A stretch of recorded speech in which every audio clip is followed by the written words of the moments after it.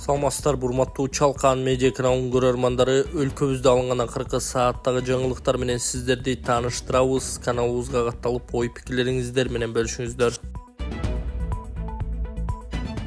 УКМК Ташиевке кол салууну пландаган адам кармалганын билдирди. Улуттук коопсуздук боюнча мамлекеттик комитеттин басма сөз кызматы атайын кызматтын төрагасы Камчыбек Ташиевке кол салууну уюштуруу планын иштеп чыккан шектүү кармалганын билдирди. Атайын кызмат ал Крим чөйрөнүн Анамаш аталган Камчы Көлбаевдин кылмыштуу тобунун мүчөсү Руслан Дүйшөев экенин, шектүү 16 ноябрда Жалал Абад облусунун Токтогул районунун аймагынан кармалганын кабарлады. Руслан Дүйшөев Камчыбек Асанбектин жакын адамдарынын бири болуп, Ысык Көл районунун Бостери айылын караган. Мурда каракчылык, адам өлтүрүү сыяктуу оор жана өзгөчө оор кылмыштар үчүн соттолгон. Ошондой эле колдо болгон маалыматтарга ылайык издөөдө жүргөн Руслан Дүйшөев УКМК жетекчилигине кол салууну уюштуруу планын иштеп чыккан деп айтылат маалыматта. Руслан Дүйшөевке уюшкан кылмыштуу топту түзгөн жана ага катышкан деген айып тагылып, УКМКнын тергөө абагына киргизилди. Атайын кызмат Камчы Көлбаевдин уюшкан кылмыштуу тобунун тергөө органдарынан жашынып жүргөн башка да мүчөлөрүн аныктоо жана кармоо боюнча иштер жүрүп жатканын кошумчалаган.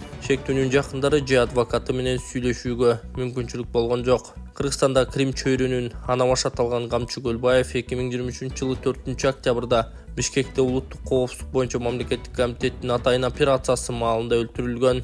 Быйыл 23 мартта УКМК бажы кызматтын төрагасынын мурдагы орун басары Райымбек Матраимов Баку шаарында экени аныкталып, аны кармоо тууралуу Азербайжанга кат жөнөтүлгөнүн кабарлаган. Анын алдында атайын кызмат трансулуттук уюшкан кылмыштуу топтордун мүчөлөрү делген Азербайжандын 5 жаранын кармаган. Атайын кызмат алар криминалга каршы күрөшүп жаткан бийликке кол салуу үчүн Кыргызстанга атайын келгенин белгилеп, аларды Райымбек Матраимов менен байланыштырган. Райымбек Матраимов быйыл 25 мартта 3-1 тууганы менен бирге Азербайжандын борбору Бакуда кармалып, Бишкекке алып келинген. Кийин бардыгы тең эркиндикке чыккан. Урматтуу Москвадагы мекендештер, Кыргызстанга жүк салууну каалап, бирок кимден жиберүүнү ойлонуп жаткан болсоңуз, биз сиздерге ишенимдүү ишкерди сунуштайбыз. Бул ишкердин аты жөнү Зайырбек Маматкаримов. 12 жылдан бери иш алып барган командасы сиздин аманатка кыянатты кылышпайт. Кыргызстанга салган жүгүңүздү күндүн аптабына же кыштын ызгаарына калтырбастан атайын жүк сактоочу кампасы Бишкек шаары Профсоюз көчөсү 38/1 дарегинде жайгашкан. Жүктү Москванын бардык жеринен өздөрү алып кетет. Алган жүктү Кыргызстандын 7 дубанына жеткирүүнү да кепилдешет. Кыргызстанга жумасына 2 машина жиберилет. Жүк баасы көлөмүнө жараша 500 рубльдан өйдө баланат. Дареги Нижегородское метросу, Перовское шоссе 9, строение 7. Байланыш номерлери +7 926 788 70 70. +7 929 624 63 64. Кыргызстандын футбол командасы Иранга утулуп калды.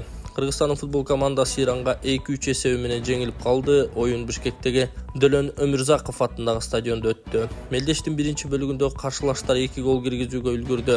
Андан кийин Кожожой эл 2 гол киргизип эсепти теңдей алган. Анткени менен ирандык футболчулар биздин дарбазага дагы 1 топ киргизүүгө жетишкен. Иран 16 упай менен А тайпасында лидер бойдон калды. Акшумкарлар 3 упай менен 5-орунда. Кыргызстандык футболчулардын квалификациясынын кийинки этабына өтүү мүмкүнчүлүгү бар. Алдыда 4 оюн күтүп турат.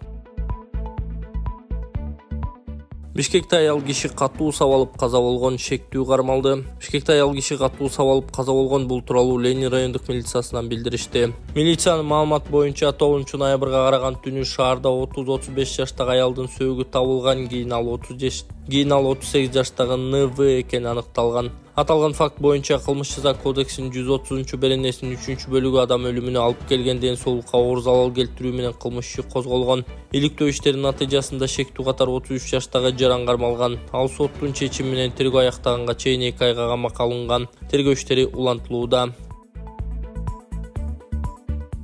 Баткенде дагы жер титиреди. Сейсмология институтунун такталган маалыматына ылайык 20 ноябрда саат 10:14 Кыргыз Республикасынын аймагында күчү 3,5 магнитудасына жеткен жер титирөө катталды. Жер титирөө Баткен облусунун Лейлек районунун Коргон айылында 2,5 балга, Коргон айылынан 28 чакырым түндүк чыгышта, Баткен шаарынан 70 чакырым түштүккө чейин сезилген. Алдын ала маалымат боюнча жер титирөөдөн жабыркагандар жана кыйроолор катталган жок. Буга чейин 20 ноябрда таңкы саат 4:53 Кыргыз Республикасынын аймагында жер титирөө катталганы маалымдалган.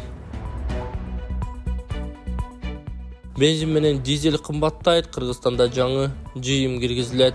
Жогорку Кенеш өлкөдөгү жолдорду оңдоо, куруу, кароо үчүн жыйым алууну караштырган мыйзам долбоорун 3 окууда кабыл алды. Эми ал президент кол койгондон кийин 2025-жылдан тарта иштей баштайт. Мыйзам долбоору боюнча аталган мыйзам бензин жана дизель майын чыгарган. Мыйзам долбоору боюнча аталган жыйым бензин жана дизель майын чыгарган импорттогон компаниялардан алынат деп каралган, бирок бул документ ким көп айдаса көп төлөйт деген принцип боюнча иштелип чыккандыктан жыйымдын акчасын акыраяк айдоочулар төлөп калат. Андан түшкөн акча жол фондуна берилип, жол оңдоого, кароого жана башка иштерге жумшалат. Бул мыйзам кабыл алынгандан кийин бензин менен дизелдин баасы кымбатташы мүмкүн болгондуктан парламенттин отурумунда депутат Илимбек Кубанычбеков күйүүчү май кымбаттайбы деген суроо салган. Транспорт министринин орун басары Бекназар Базаралиев күйүүчү майдын баасы кымбаттай турганын мойнуна алып, бирок өтө көп көтөрүлбөй турганын айтты. Учурда күйүүчү майдан канча жыйым алынары өкмөт тарабынан эсептелүүдө. Футболчу Азамат Байматов спорттук карьерасын жыйынтыктады.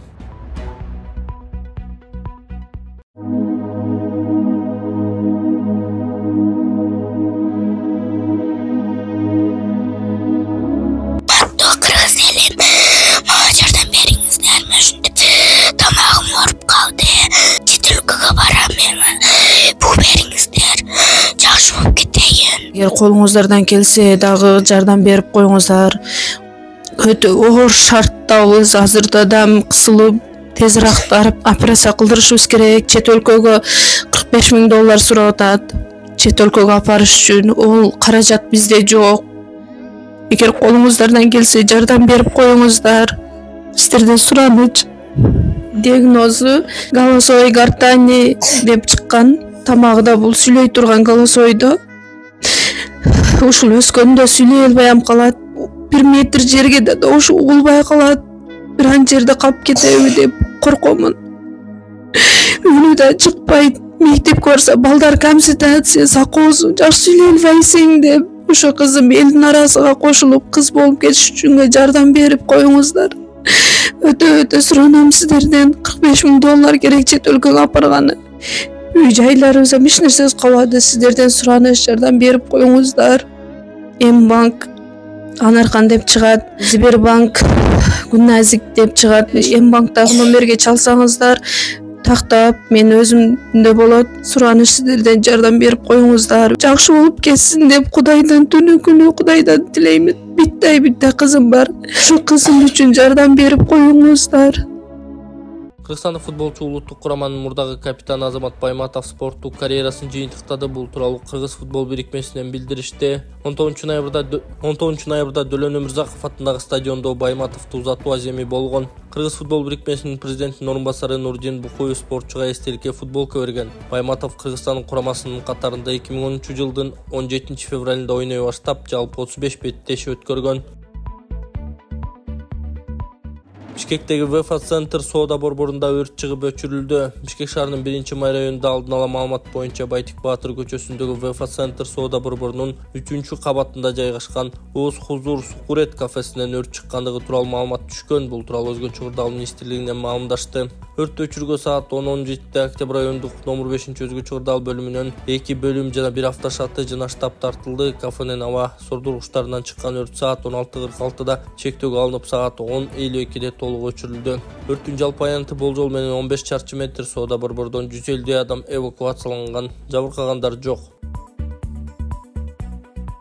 Жумгалда 9 жашар баланы издөө иши улантылууда. Өзгө Чыгырдалдар министрлигинен маалымдашкандай, бүгүн Көкөмөрен дарыясынан издөө иштерин координациялоого Жумгал райондук Өзгө Чыгырдалдар бөлүмүнөн 4 куткаруучу тартылды. Белгилей кетсек, Өрнөк айылынын мал кайтарууга кеткен тургундар 19 октябрдан бери изделип жаткан. Учурда баланын сөөгү дале табыла элек. Ал эми 14 ноябрда атасынын сөөгү туугандары тарабынан табылган.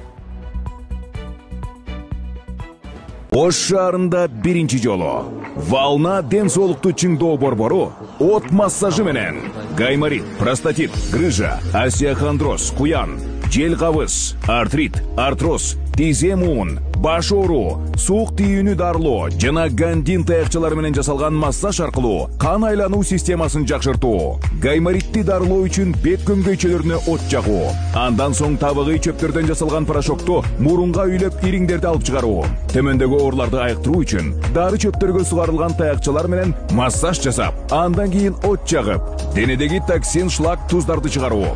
Бизге келип, кепилдик менен ден соолугуңуздарды чыңдап кетиңиздер. Биздин дарек Масалиев көчөсү 73. Кененирээк маалымат алуу үчүн 0501 119 119. Жалал Абад облусунун кышка карата даярдык чаралары талкууланды. Күн мурун Жалал Абад облусунун 2024-2025 жылдагы күз-кыш мезгилине карата даярдыктардын абалы тууралуу жыйын өттү. Бул тууралуу президенттин аймактагы өкүлчүлүгүнөн кабарлашты. Ага министрлер кабинетинин төрагасынын орун басары суу ресурстары, айыл чарба жана кайра иштетүү өнөр жай министри Бакыт Төрөбаев, президенттин Жалал Абад облусундагы өкүлү Тилек Текебаев катышкан. Мындан сырткары район шаар башчылары күз-кышка даярдык боюнча облустук штабтын курамы, электр тармактар жана жылуулук ишканаларынын жетекчилери чакырылган. Ага катар Тогуз-Тороо, Чаткал жана Токтогул райондорунун башчылары онлайн тартипте катышты. Жыйында ар бир район шаарлардын кышка карата даярдык аракеттери боюнча маалымат берилген. Бүгүнкү күндө Жалал Абад облусу боюнча билим берүү жана саламаттык сактоо мекемелерине көмүр камдоо иштери 100% аткарылган. Ал эми калкка керектелүүчү 210 000 тонна көмүр отундун 74,6% камдалган. Учурда облустун аймагында 183 көмүр сатуу түйүндөрү уюшулган. Төрөбаев көмүр камдоо боюнча пайыздык көрсөткүчү төмөн район шаар башчылары жана жылуулук ишканаларынын жетекчилерине тийиштүү тапшырмаларды берген. Мындан сырткары отканалардын жана электр чордондордун кышка карата даярдыктарын сурап, белгиленген тарифти сакталышын көзөмөлгө алууну тапшырган. Арал постунда оор жүк ташуучу унааларга убактылуу чектөө киргизилди. Бүгүн Арал постунда оор жүк ташуучу унааларга убактылуу чектөө киргизилген. Транспорт жана коммуникациялар министринен маалымдашкандай, аймакта кырган номер 23 жол тейлөө ишканасы тарабынан Бишкек-Ош унаа жолунун 209-255 чакырым аралыгында Алабел ашуусунда тазалоо, инерттик материалдарды себүү иштери жүрүүдө. Ошондой эле жумуштар өтмөк жана төө ашууда да аткарылууда. Учурда унаа кыймылына чектөө жок. Ош, Сарытас, Эркеш унаа жолунун Талдык, Тоңмурун ашууларында кар жаап жатат, каттан бар. Министрлик айдоочуларды каршы тилкеге чыкпай жол эрежесин так сактап, унаа дөңгөлөктөрүн кышкыга алмаштырып алууга чакырат. Жакын арада жол тармагын тейлөөгө 1250 атайын техника тапшырылат. Шакиев. Жакын арада жол тармагын тейлөө 1250 дана жаңы техника тапшырылат. Бул тууралуу Жогорку Кеңештин төрагасы Шакиев парламент жыйынында билдирген. Жыйында төрага бул маселе боюнча өлкө жетекчилиги менен сүйлөшкөнүн айтты. Ошол келе турган заманбап техникалардын 750-сү жол фондуна түшкөн каражаттын эсебинен алынууда. Мындан тышкары фонддун жардамы менен 2027 жылдан тарта бардык айылдагы жолдорго, ал тургай жайлоолорго кеткен каттамдардын баарына асфальт төшөлөт. Бул үчүн бюджеттен акча бөлүнбөйт. Бүткүл жолду оңдоо иштери жол фондунун эсебинен аткарылат деди ал. Белгиле кетсек, 2022 жылы жол тармагын өнүктүрүү жана ага керектүү каржылык базаны чыңдоо багытында Транспорт жана коммуникациялар министринин алдында жол фонду түзүлгөн.